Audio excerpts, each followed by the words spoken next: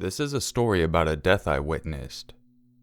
When I was 4, I lived in Modesto, California.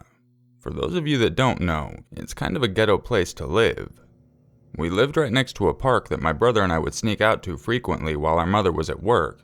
Our dad was an alcoholic who would drink until he passed out. My brother was a year younger than me, so he followed me everywhere. Because I was so young at the time, the memory is kind of hazy, but I'll retell it the best I can. One day we were playing there, and I noticed 2 men standing on the other side of the park. I didn't pay them much attention. There were always people there doing drugs, though that was unknown to me at the time. I remember pushing my brother on the slide, and that the men started shouting at each other. One was saying something about money, and the other just kept saying, "Please, I need it, please," over and over again. I stared at them as they got louder, as any curious girl would. The rest of it happened so fast. I just remember the man yelling about money, pulling something out of his pocket and putting it in the other guy's face. There was an insanely loud pop that made me jump, and the second guy crumpled to the ground like a rag doll. Time seemed to stand still forever. I just stared at the guy, too young to understand that I had just witnessed a murder. My little mind was trying to figure it all out when I heard my brother crying. I felt him clutching my hand, shaking. The gunshot had scared him. After a little while, the guy with the gun must have heard him, because he turned and looked me dead in the face. I was paralyzed with fear. The man grinned and began walking towards us. If I had been alone that day, I don't know what would have happened to me. I don't know if he would have shot me too, kidnapped me, or some other horrible thing. The only reason I was able to snap out of my paralysis was because of my little brother. As his big sister, it was my duty to protect him. I grabbed his hand and started dragging him home. We ran as fast as our little legs could carry us, and when we got to our porch, I turned to see if the guy was chasing us. He wasn't. He was gone. I'm 16 now, living in Utah, but I still think about that from time to time. I witnessed a man being shot in the face, and didn't even know it at the time. I've never told anyone about it, until now. I've talked to my brother about it, and he just says that he vaguely remembers a loud boom. I'm glad he didn't actually see it.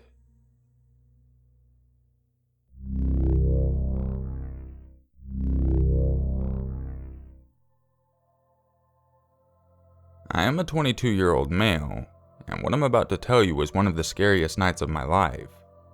It happened in 2008 or 2009. I was 15 or 16 years old at the time. I live in Los Angeles County, in a small town not too far from LA, about 20 minutes away. My town is called La Puente, Bridgetown, and I am Hispanic. Where I live, there's a majority of Mexicans around my community, more than any other nationality. One Friday night, my cousin Ricky, my friend Miguel, and I had planned to go out to this party. One of Ricky's friends had dropped us off at the party. It was a fun night and we had a good time, at least before we left the party. Hours after being at the party, I noticed my cousin Ricky wasn't around, so I went out to look for him. I saw my friend Miguel dancing with a girl, so I pulled him aside and asked him if he had seen my cousin. He told me that he had seen him walk out the front of the house, and the party was taking place in the backyard. When I went to the front, I noticed the cops were outside, and I could see Ricky with a few girls. I went over to him, and he told me that the cops were shutting the party down. I went to go get my friend Miguel, and then we made our way out front. I then see my cousin Ricky get into a van with those girls he was with. I looked at him and yelled, "Hey, what are you doing?" He pretty much ignored me and said he'll be back. I was furious. Since we came to the party with him, we had no ride back, and my parents were already asleep. Plus, they would be pissed if I called them this late. Ricky doesn't say another word and leaves with the girls, leaving Miguel and me stranded. Pretty much everyone had left the party, and the cops had also left, and it was now around 1:30 a.m. "Well, fuck. I guess we're gonna have to walk to your house, fool," Miguel said. Pretty much, that was our only option. "Ah, shit, man. I guess we're gonna have to," I replied back. My house was about a 20-minute walk away from the party, so we started making our way to it. As we were walking, we were in the residential areas, so it was really quiet. Then, all of a sudden, I see a car's headlights coming straight for us. The car was driving pretty slow, and they were bumping Tupac music kind of loud. When the car got a bit closer, I could see bald-headed gangsters. It was a full car, probably about 5 heads. "Shit, man. Just don't look at the car and just keep walking straight," I said. When the car was passing by us, you could tell that they were staring at us. Where I live, the gang is called Puente 13, and these guys were always out looking for trouble. What my friend Miguel does next is the most stupid thing he could have done. He looked at the car and just stared back at them. Right away, one of the gangsters yelled, "What the fuck are you looking at, fool? This is Puente, homie. Where the fuck are you from?" I whispered to my friend to just ignore them and keep walking straight. While we were walking, they passed by us, and out of nowhere they made a U-turn, but crazy fast. They screeched their tires and were heading straight for us. Miguel and I booked it, and immediately ran onto the street, and then ran to someone's house. I jumped over a fence on the side of the house and hid, and my friend was in the front of the house behind a car in the driveway. I yelled to him to come where I was at, but it was too late. The gangsters were in front of the house. I told them to be quiet and not move. One of the gangsters got out of the car, and I could hear one of them say, "Where the fuck did they go? I'm gonna kill those motherfuckers." I can still see the gangsters looking for us, but luckily, they didn't see my friend hiding behind the car in the driveway. At that point, the gangster pulls out his gun, not even hiding it, just straight out in the open. My heart was racing. I was so scared. They were not leaving. They just kept searching. It seemed like they hunted for hours, and surprisingly, they did not see my friend at all. They were only about 3 feet away from him, too. I can only imagine how he was feeling. Finally, the gangster that had the gun went back to the car and got in as I heard him say, "Fuck them. We can't be here any longer. Let's just go." After they burned rubber out of there was a few seconds of silence. Then I whispered to my friend, "Miguel." There was no response, so I looked over the fence to see him right there, just crouched down, not moving. I jumped over the fence and asked him, "Are you okay?"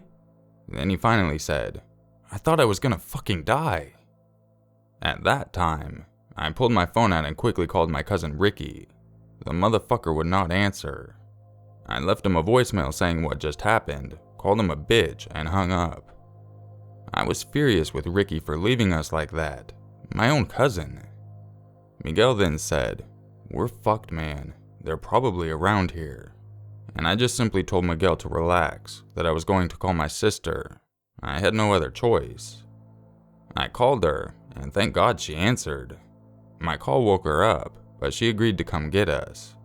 After I explained what had just happened, she sent her boyfriend instead to pick us up. Finally, after about 30 minutes, he shows up and we run to his car. As soon as we approach his car, he pulls out a gun and aims it at us before yelling, "What the fuck, man? You scared the shit out of me. I almost shot you." I was so happy to see him, I didn't even care. I explained to my sister's boyfriend what had happened and thanked him for saving us. If it wasn't for my sister answering, we probably would have gotten robbed, or worse. It turns out my cousin ended up getting a ride home and just left us there at the party like we were nothing. We didn't speak for years because of that. Now, somewhat we talk, but damn did I learn my lesson.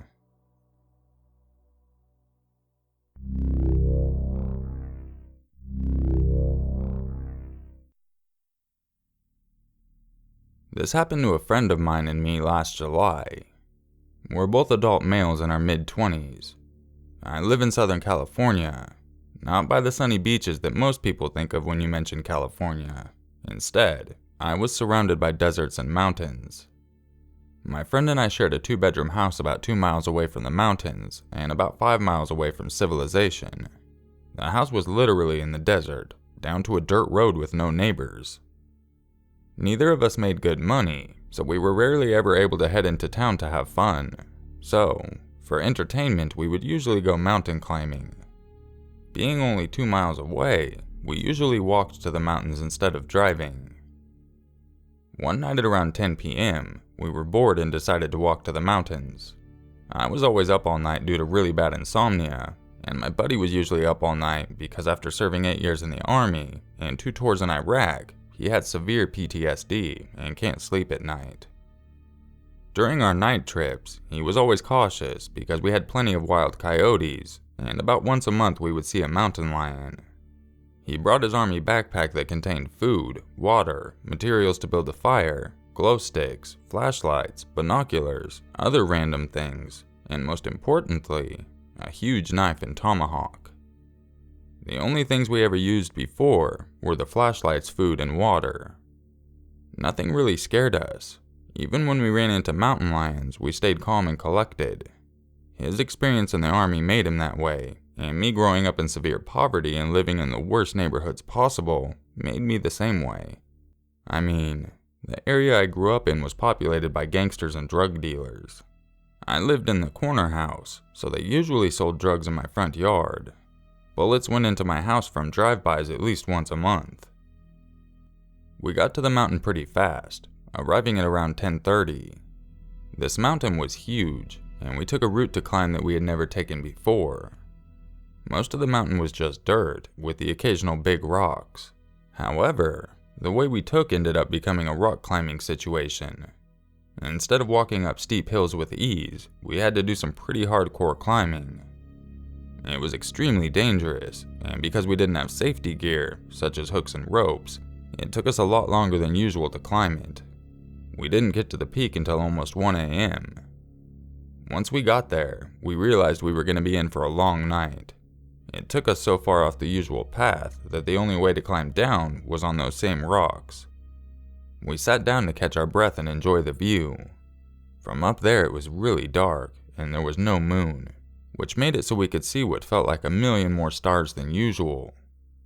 Our serenity was interrupted by a loud series of bangs. They were coming from the bottom of the mountain on the opposite side of where we came from. It kind of sounded like gunshots to me, but I wasn't sure. Once my buddy dove on the ground and put his hands over his head, I knew it was gunshots for sure. Because the area was so far away from anything else, it wasn't unusual to see people shooting their guns during the day, but it never happened at night. Neither of us made a sound. Then he pointed at me and made a crawling motion with his arms and pointed towards the area where the shots were being fired.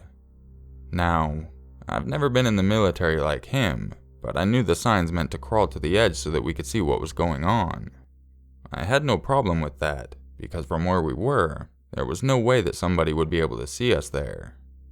When we looked, we heard more gunshots and saw a muzzle flashing. We couldn't see the person firing it though. At first, we were a little relieved because it seemed like it was just one person doing some nighttime shooting.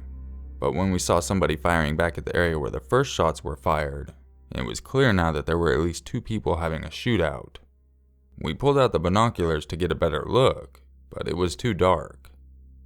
After a few minutes of both sides firing, it finally stopped. Within a minute we heard the faint sound of a car starting, then saw headlights turning on. What we saw shocked us.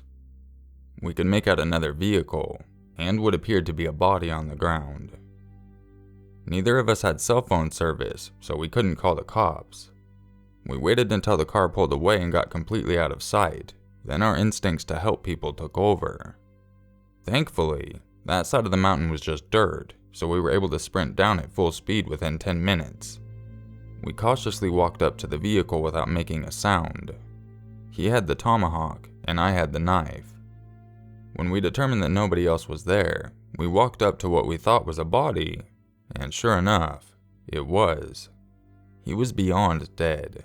There was blood everywhere, and it looked like he had been shot repeatedly. I checked my phone again, and still had no signal. We weren't sure what to do. Should we just leave him there, or should we take his car and try to go get help? We just didn't know. I decided that we should check him for a wallet so we could know his identity, and make sure to not touch the vehicle since it was part of a crime scene. We got his wallet out of his pocket and headed up the mountain. Just then, we noticed brights from a car about 50 yards away. The guy must have saw us and then pulled up that close with his headlights off. We started running full speed towards the mountain, and the guy made a beeline straight towards us. We started climbing, and the guy just kept coming. We were only a few hundred feet up the mountain when we saw him start driving his car up it also. This guy was psycho. He eventually got within 20 feet of us, and it was obvious that he was trying to run us over. Thank God the mountain was steep and he wasn't driving an off-road vehicle, because out of nowhere, his vehicle stopped and started rolling backwards. Once his car got to the bottom, he hopped out and started firing shots at us like crazy. I didn't know what kind of gun he had, but my buddy said it sounded like an AR-15. A few bullets landed within inches of us, and one even grazed my arm. It wasn't painful at the time, so I didn't worry about it. It wasn't deep, and when I went to the doctor's I only had to get 3 stitches. Once we got to the top, we looked back and saw his car pulling away from the mountain. We thought he was leaving, but then he gunned at full speed back at the mountain. We started climbing down the other side, knowing that his car wasn't going to make it up there. However, we did expect him to be waiting for us on the other side, since it was going to take us a while to get down.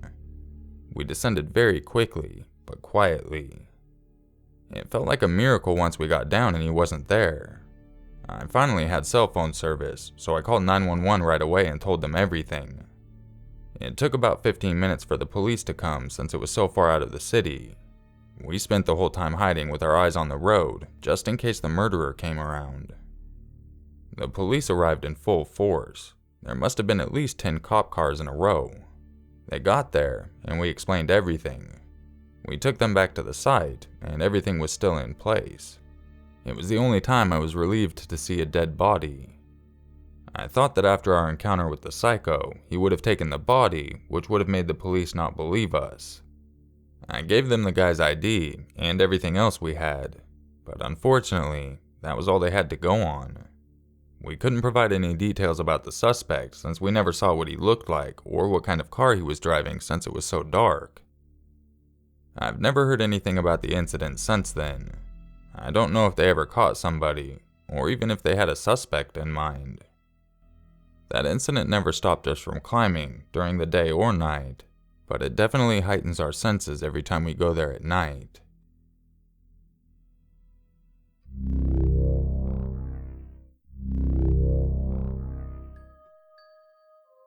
If you enjoyed this video, I would really appreciate if you left a like, shared it with your friends, and subscribed for future content. If you would like a chance to have your story featured in an upcoming video, make sure you check the description for information on how to submit your stories. In case some of you might have missed it, I put out a collaboration video between Urmaker and Urmaker this weekend. Between both of the videos, there's about an hour's worth of content, so if you're looking for something to help you pass the time, I recommend you go check it out. I hope you all had a great weekend, and I'll catch you in the next video. And just remember, it's always scarier if it's true.